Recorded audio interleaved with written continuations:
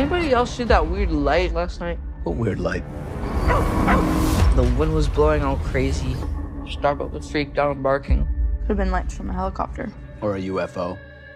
Aliens. Shut up, Dad.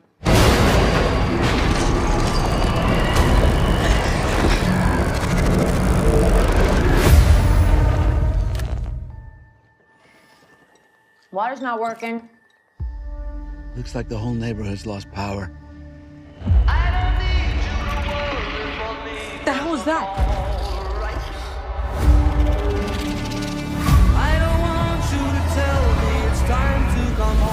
We can't leave.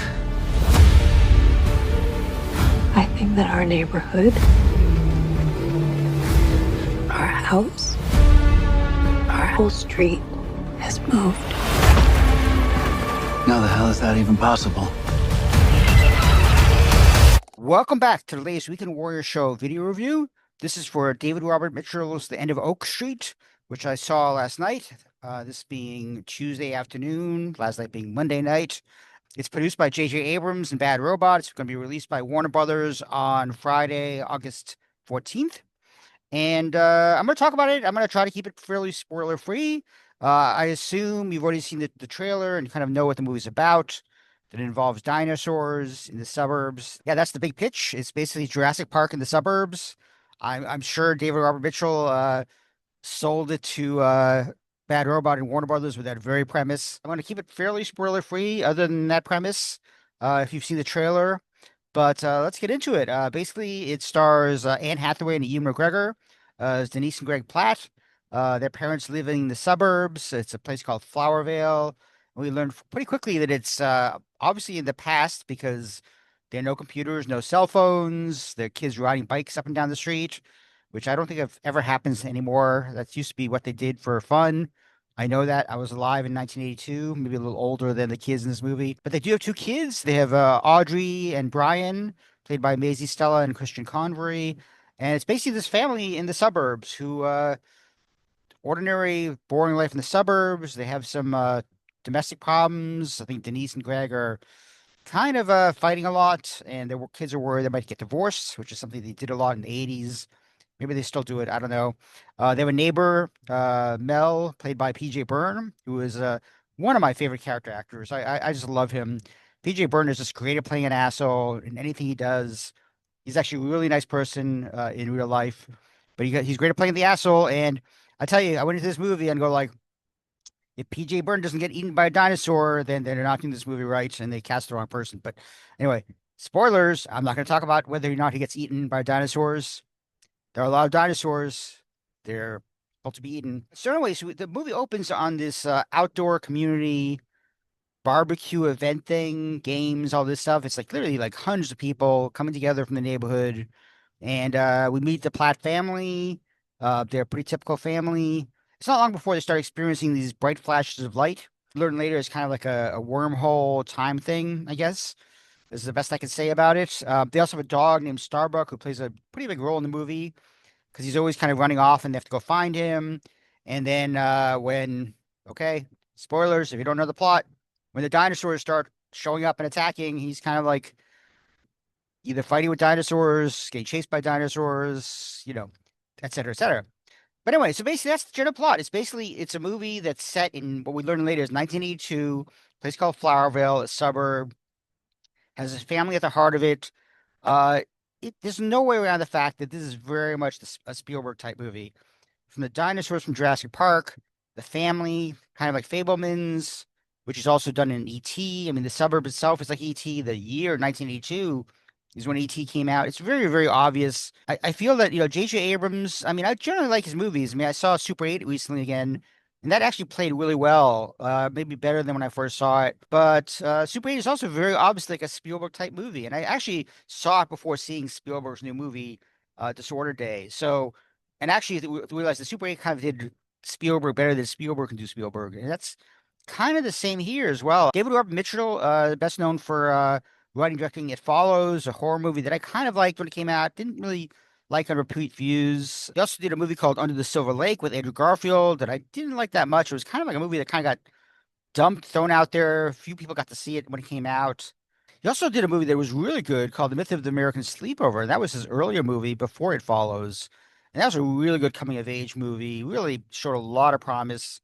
It Follows kind of like went into genre more, and this is kind of a keep in genre. I mean, The End of Oak Street is definitely David Robert Mitchell's most expensive movie to date. It's his first studio movie, first theatrical.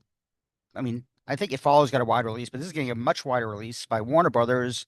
So it's a pretty big deal. And but I have to say that I was kind of disappointed in it. And not just the fact that it's very much like a mix of every Spielberg movie possible as far as plots, but I mean, even from the very opening, when it opens on this like town, you see all these people and they're wearing all different clothes as different people do.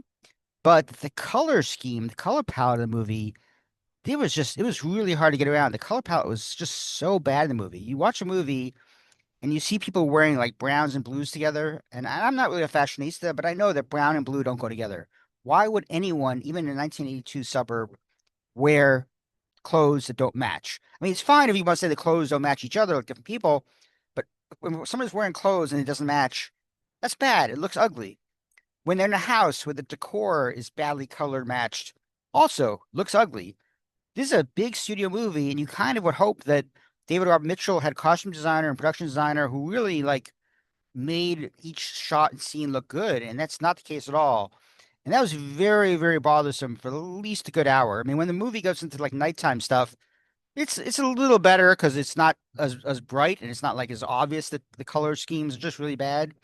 But that was just one of the problems. I mean, the other problem, and the obvious one, is that it's very predictable. It's kind of like it's the suburbs. You know this whole town's going to be teleported into another time with dinosaurs.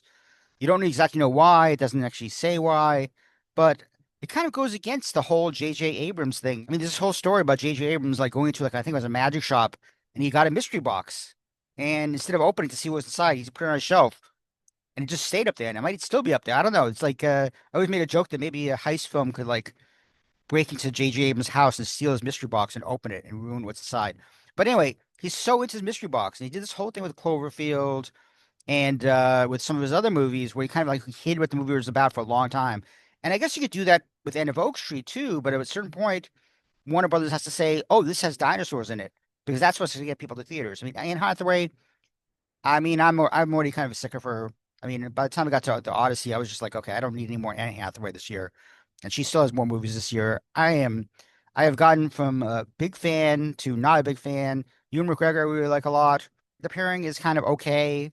I mean, the writing itself is just okay. I mean, I feel like the way the thing is written is it's just kind of like written in a way that's like, okay, we're gonna have dinosaurs soon, and they're gonna be really cool, and we're gonna throw all different kinds of dinosaurs, and the visual effects are gonna be really good because they are. But like there's other parts of the movie that just lack. And when you have a script that doesn't work really well, and you have a color scheme doesn't really work really well, and you have this kind of suburban setting that's just kind of boring, and like so many other movies, especially movies from Steven Spielberg from like 40 years ago, it's kind of like it really takes a long time for you to really get into it. I mean, you get to get into the characters. I mean, you eventually do start to like them. The dinosaur stuff, it just starts out very much like, oh, here's a dinosaur. Here's the dinosaur of the moment. And it does get better. I mean, towards the like middle part, towards the end of the second act or so, there's some really good dinosaur scenes. There's really surprising scenes, really scary scenes with dinosaurs attacking the family and other people. There's another girl called Jeanette, who's kind of like a neighbor, played by Jordan Alexa Davis. She kind of like is brought into the family because her parents are dead. I guess that's a spoiler. I don't know if that's a spoiler. No one's really cares. It's not the most original or ingenious writing. I mean, it's just kind of very obvious. I mean, the dinosaurs show up, start killing people. The family tries to survive. And that's pretty much the movie. And it kind of like, it goes exactly where expected. I mean, like I said, like in the second act, it starts getting really interesting because there's some really, really cool dinosaurs, like moments, a lot of tension. A lot of those kind of saved the movie for me. I was really hating the movie. I thought it was really kind of boring. I was surprised. The screening last night had all sorts of influencers. It had all sorts of like normal people. It was just not a real press screening. So we had a lot of people that just kind of overreacting, which is what happens with these movies. And I was just like the women behind me, they were just like at everything, and I was like, what movie are you watching here? This is not like that. There are a few moments like that. I've seen a lot more movies this summer that really they're exciting and they have tension, all this other stuff. And this did not really have it. This kind of like it it kind of just rolled along. I mean, the color scheme was something that really bothered me for a good amount of it. Had to try to get that past that in my head to try to enjoy the movie, but like the characters didn't really do it for me. The dog, okay, let's look for the dog over and over. Let's throw a dog in there to try to save the movie. There's a lot of stuff that it really, really is, it's just really obvious. It's really obviously that it's ripped off from Steven Spielberg. I mean, I don't know how anyone could watch the movie and say, okay, this is not a Spielberg pastiche. And so because of that, I was kind of like, this movie was kind of like in the 5.5, 6 range out of 10 for a good portion. But then, like I said, there's a couple of moments later on that when it got to those moments in the last act, it was kind of interesting. I kind of like warmed up a little bit to the movie and the characters, and I'm going to give it a 6.5 out of 10, which is just passing. It's not like oh, this is a great movie, go see it. It's not a rave review. It's a mixed review, mixed positive though, I guess. I mean, will I see this movie again? I don't know. I saw The Odyssey again. I did not see Disclosure Day again. And this is kind of just a little bit better than those two, if that's possible. So, yeah, I will say for a movie about dinosaurs, yes, there are dinosaurs that look cool, visual effects great. Everything else, the writing, the characters, the acting, it was all okay. I don't know. I kind of wish better. I mean, it's been so long since David Robert Mitchell did a movie. It's probably been like 5 or 6 years or more. And this one did not blow me away or tell me like, oh yeah, David Robert Mitchell should be doing more big studio movies. He's gonna go do the sequel to It Follows. I think it's called They Follow next. I think he's probably working on that now. I will check it out. I have high hopes for it. But as far as his big studio debut with J.J. Abrams producing, it didn't work for me. 6.5 out of 10. If you want to see it because of the dinosaurs, then go see it. Your mileage might vary, but my mileage was more on the slow 82 clunker like we see behind me. And that's about it. Get out of there! Run! What the hell's going on? Get inside now! I just heard a gunshot! I don't need you to worry for me, 'cause I'm alright. Gather supplies. Grab anything you can use as a weapon. I don't care what you say anymore, this is mine. What are we gonna do? Go ahead with your We're gonna survive. leave me alone.